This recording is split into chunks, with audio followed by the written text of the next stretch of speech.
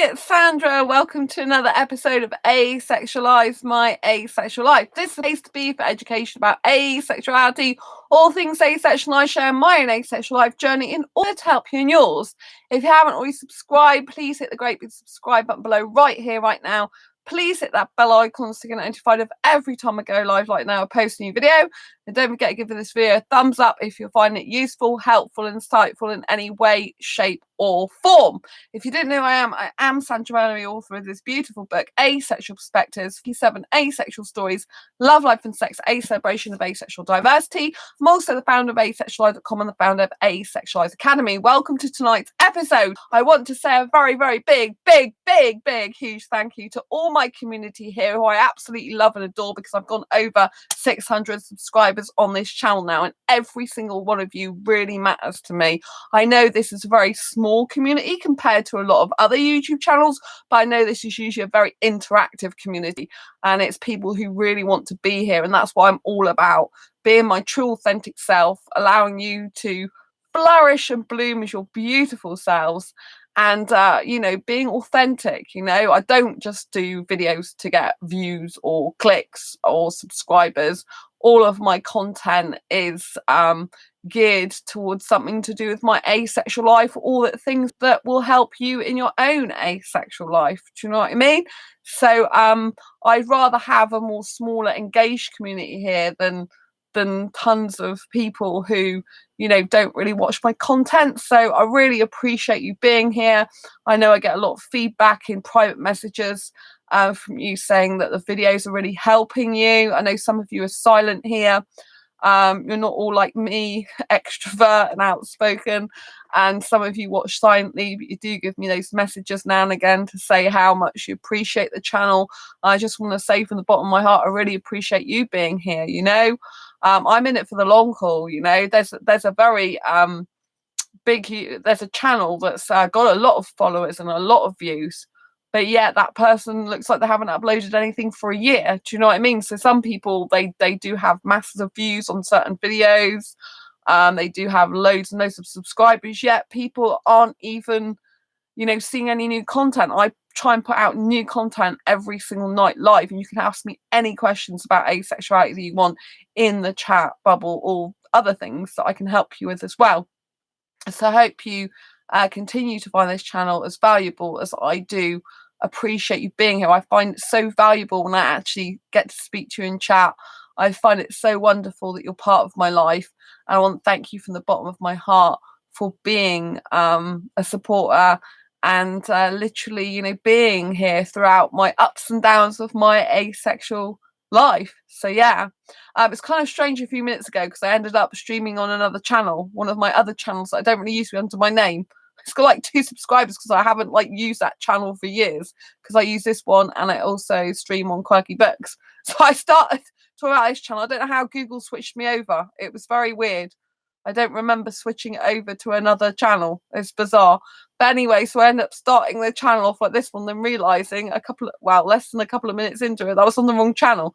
So I briefly did a video quickly about asexuality there, and then came over here. So tonight's video is, again, we're talking about aromanticism a bit, because it's Aromantic Awareness Week. And tonight I want to talk about the difference between an aromantic, or aromantic as some people pronounce it, asexual, and a romantic asexual. And also the difference between an aromantic asexual and an aromantic sexual, and romantic sexual. So let's cover all those bases, shall we? So an aromantic asexual, or aromantic asexual, as most people pronounce it, so the A and the romantic is shoved together. So it's all one word, like asexual's all one word. A and sexual's not the separate, they're all together.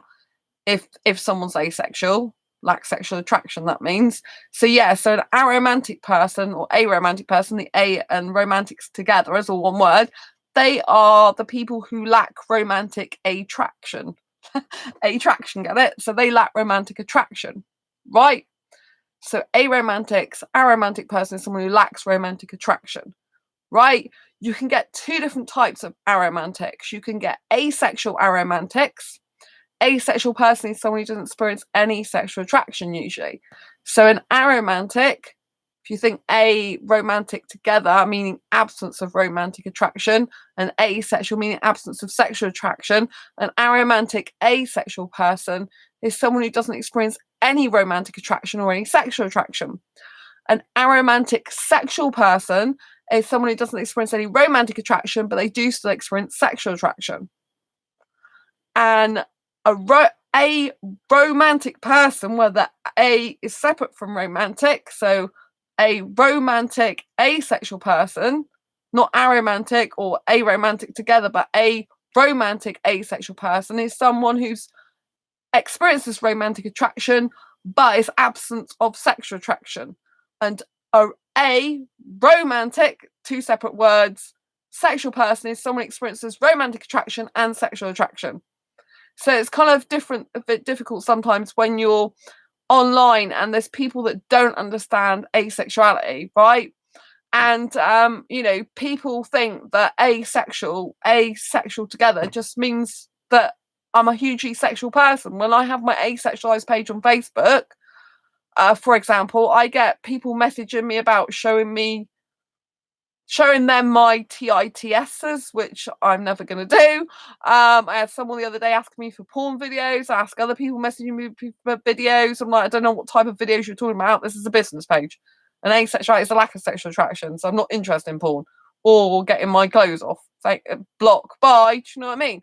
So people don't understand. And the more we educate people about asexuality, the better it's going to be, because the more people that realise that asexuality is very, very real sexual orientation, and people should be asking when they first meet someone, about their sexual orientation, not just assuming that everyone's heterosexual. It's a very, very bad thing to do, just assuming everyone's the same sexuality as you. Very, very bad. I mean, there's bisexuals, there's pansexuals, there's homosexuals, and there's asexuals.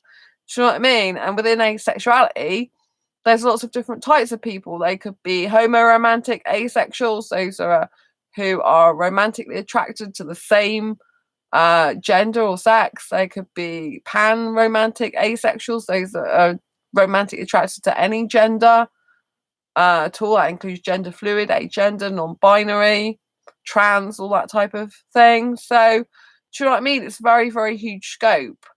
And similarly, I think some people could get misunderstood a romantic, if like a and romantic separate, if people put it together, they could just think it's a spelling error and think that person's a really romantic person.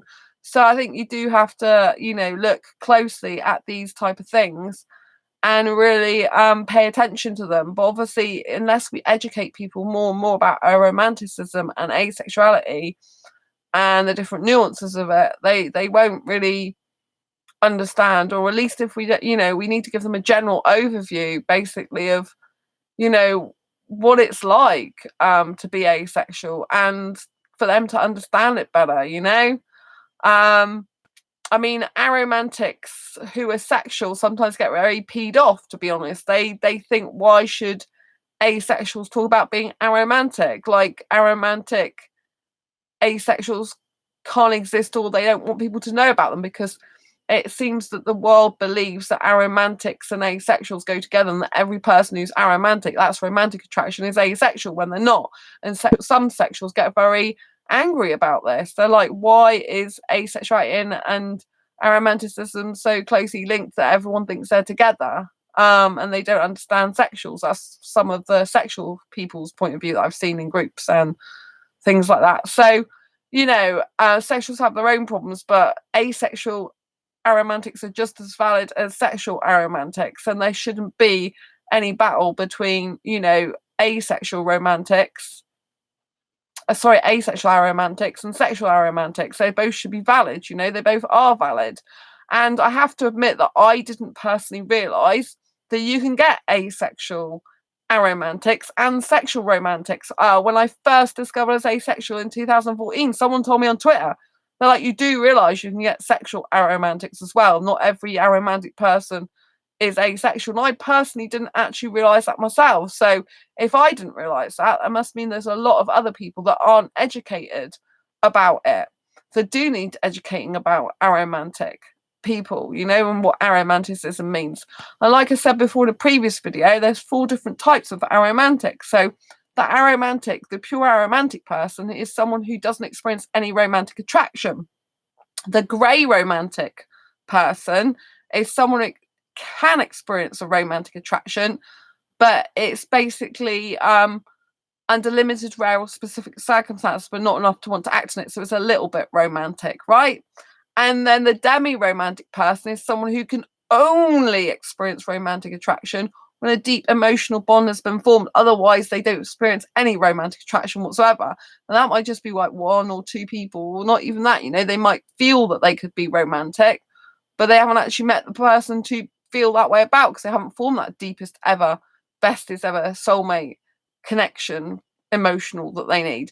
And then you've got the cupiromantics. So this is like 4 different types of aromantics. You've got the cupiromantics, who basically they desire a romantic relationship despite not experiencing any romantic attraction whatsoever. Now, if you haven't taken my Asexuality Basics for Beginners course, it is absolutely free. There is a link down below in the description, and that does talk about the asexual spectrum, in case you don't know what that is, and also the aromantic spectrum within the asexual spectrum. But obviously aromantics can be in, you know, you can get aromantic sexuals as well, which these aromantic terms could apply to as well. So it's very good for you to check out the Asexuality Basics for Beginners course on my Asexualized Academy site. It is a completely free course, video training series that you can register for completely free.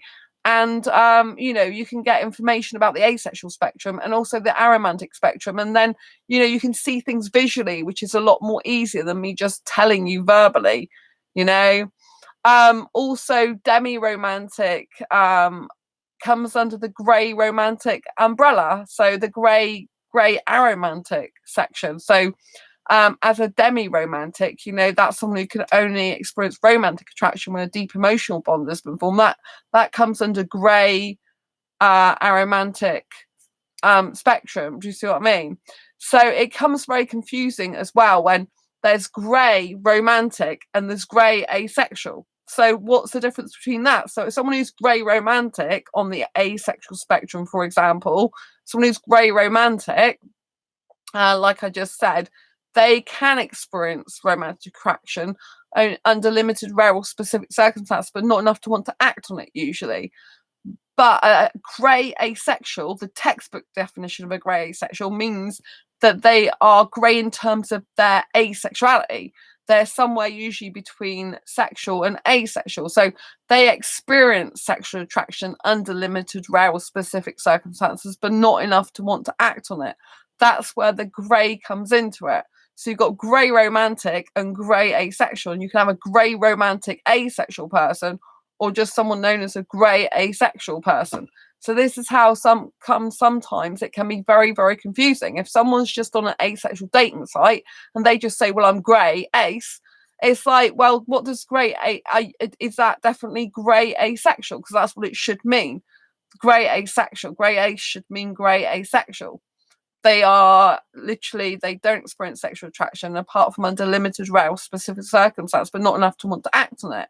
But you see, if someone's grey romantic and they miss out the romantic bit, then you wouldn't know that. And a grey romantic is someone on the aromantic spectrum that doesn't experience any sexual attraction and only experiences usually a little bit of romance, or experiences it but doesn't want, you know, it's wanting to act on that. So do you see what I mean? They're like 2 ends of the scale. One's aromantic, they lack romantic attraction, they lack sexual attraction. Aromantic asexual person, so a grey romantic asexual person, lacks romantic and sexual attraction.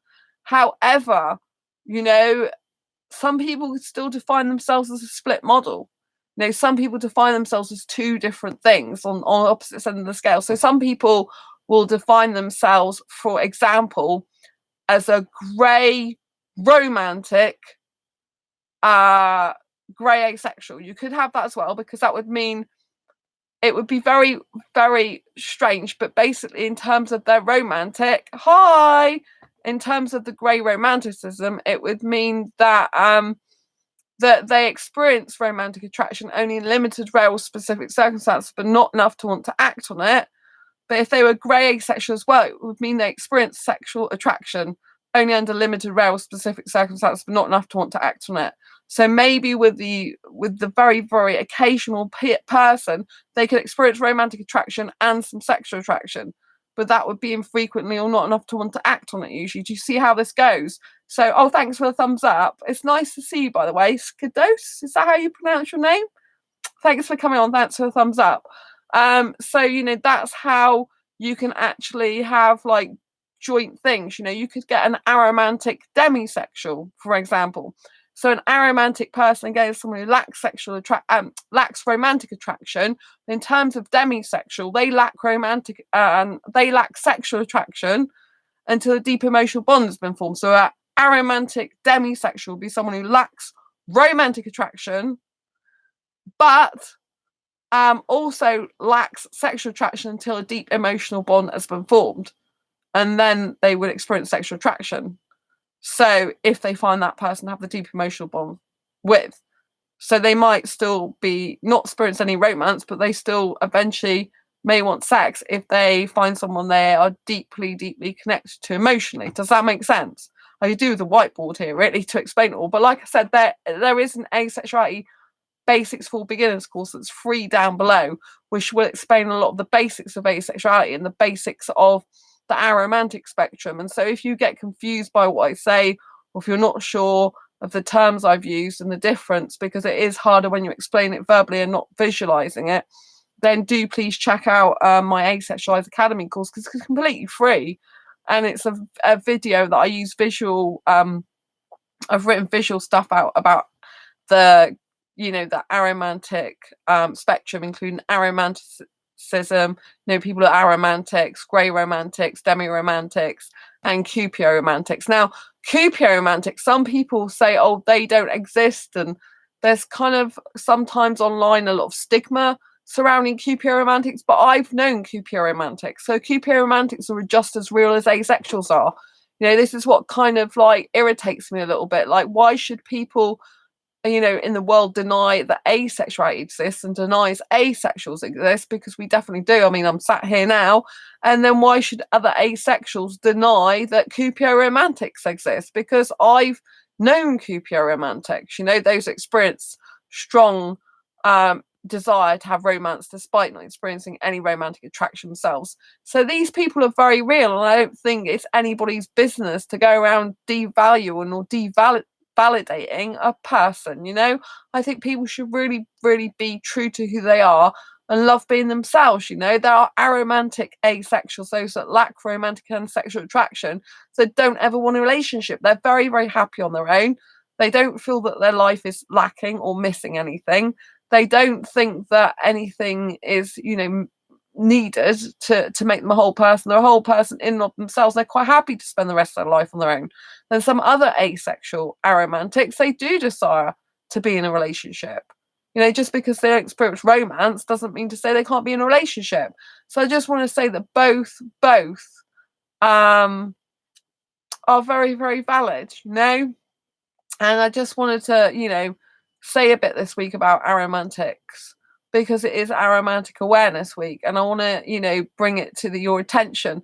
However, I do think this is probably a channel where a lot of romantic asexuals come, because when we talked about aromanticism on the first day of Aromantic Awareness Week, pretty much every person I ended up talking to in the chat was romantic asexual, or they were aromantic but on the grey romantic side, so has some romantic notion about them, or desired a romantic relationship despite not experiencing romantic attraction. So I think this channel, that might be why it's a smaller community than some other channels. I think a lot of the people that watch probably are romantic asexuals as opposed to aromantic asexuals, which is very, very interesting, because the majority of asexuals are aromantic. They lack romantic attraction. And one of my most watched videos is struggles, basically, of aromantics, you know, aromantic struggles it's called. So if you haven't seen that video, you know, go and check it out. Go and have a search on my channel for aromantic videos. You'll see quite a few that have gone before. And I really appreciate you for being here. Anyway, I'm going to wrap up now for tonight, and I will see you on the next video live stream. If you haven't already, like I said, check out my Asexualized Academy course. The link's down below, and don't forget to check out my book, because that's got lots of aromantic asexuals in this book. It's got asexuals all across the spectrum, celebrating our diversity within it. But it's it's very useful if you are aromantics, to be able to relate to the stories in it. Anyway, thank you so much, and thanks so much from the bottom of my heart for over 600 subscribers. If you've got any friends that you feel would benefit from this channel, please do share it with them. Asexualize my sexual life. I really appreciate you being here, as always. Lots of love to you, and I'll see you on the next video live stream. Remember, if you haven't already subscribed, please hit the great big subscribe button and hit that bell icon to get notified of every time I go live right now, post a new video. And lots of love to you. I'll see you in the next live stream. Bye bye.